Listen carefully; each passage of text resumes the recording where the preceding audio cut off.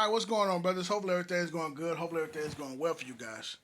All right, brothers, there's nothing new under the sun. And I want to say that because the more I learn, the more I realize the conclusions I've come to, wise men before me has come to those conclusions as well.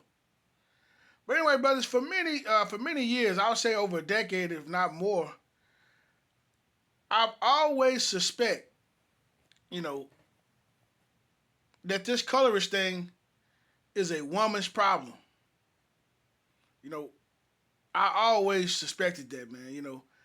I can't totally prove it without a doubt I would say. But it's I've been very suspicious of this for many years, man. And and I've heard brothers in the past say this as well, man.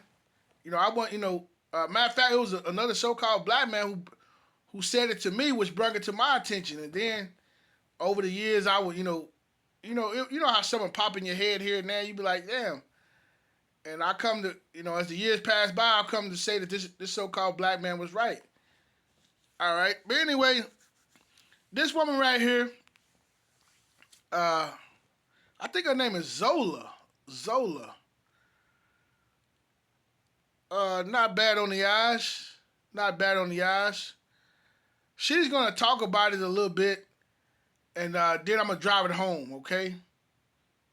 I'm gonna drive it home. All right. But anyway, let's check this out. Why it went down like that with the It twins, I'm here to tell you, it was colorism. And I've been holding my tongue on calling it out because I know that's very hard for y'all to digest it, especially younger people. But colorism is the driving force behind those girls being bullied. They done invited the goddamn Brothers of Destruction, Undertaker and Kane, to their platform to do a Q&A or go live, I'm not sure what it was. And the twin that's obviously on methamphetamine, trying to jokes talking about one of the twins look like a monkey, deciphering who the ugly twin is. Like, girl, you literally look like a 25 to life sentence in the face. It's a scary sight. You a nightmare right now. I don't even think the moon above has more craters as you have on your right cheek. Please humble yourself, because you was looking like an athlete in the face before the breakout. But the twins were invited to some house party with influencers and unfortunately became a target of bullying. Because for some odd reason, when you're a dark-skinned girl sharing a space with non-dark-skinned black women, you become a target. And that's exactly what happened with the It twins. Cause Miss Isha ain't have no reason to be that mad about twins comment. Like, girl, come on. You wanted to look hard so bad. And you got hit hard in the eye. Talking about that girl just grabbed you and put a scratch there. No, it was swole at the top. And then the other two girls then jumped the other twins for just trying to break it up. Like, and it be going down like that because a lot of black women are colorists. Or more so complacent with how colorism works in their favor. And when they see dark-skinned girls, especially with features like mine, getting clout, going up, being popular, being beloved, they want to invalidate that. The same thing happened with Chinese Kitty. All right, there we go, right there, brothers. All right, I know, I just let it play because she said a lot of black women, right? And that's what I want to drive home, brothers. I would say this colorist thing, at least for the African Americans, at least here in America, this is a woman's problem, man. It is not a black man's so-called black man, African American man's problem. Brothers, in all my years of living, all my days, I think the UK phrase, I might be using it wrong, but on all my years of living, I know it's my experience, I understand.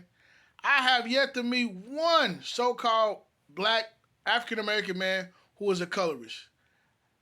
I have yet to meet one. You understand? I mean, people have their preferences. That's what it is, I guess. But I have yet to meet one. Brother, I remember, I could go to a guy now, like, hey, man, my girl, her sister looking for somebody to date, man.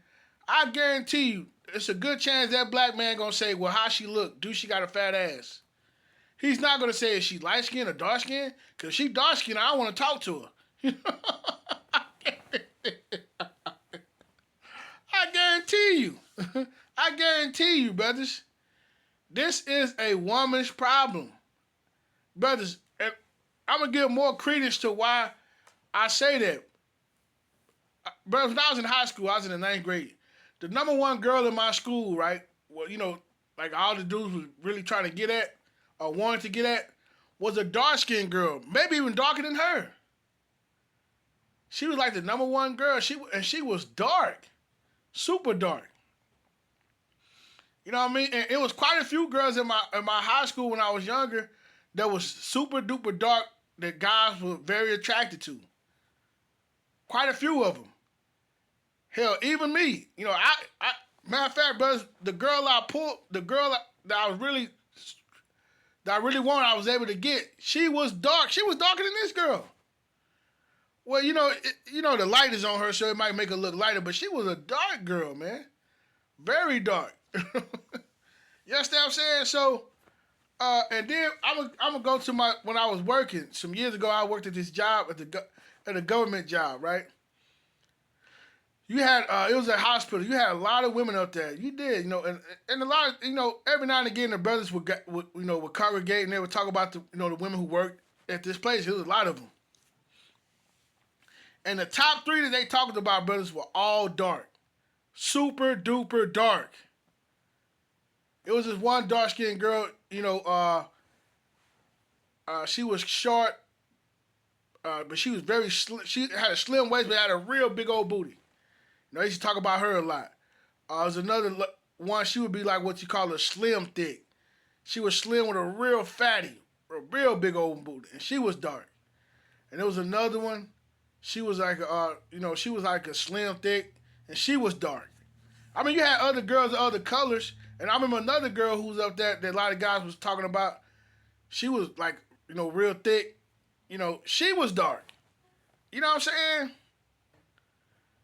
I'm talking about 4 to 5 girls, man, who were super duper dark that a lot of the brothers would talk about, like, yeah, man, she tough, man. Ooh, she bad, though. Blah, blah, blah. Right? So, this colorist thing is amongst women. For whatever, I don't know what it stems from.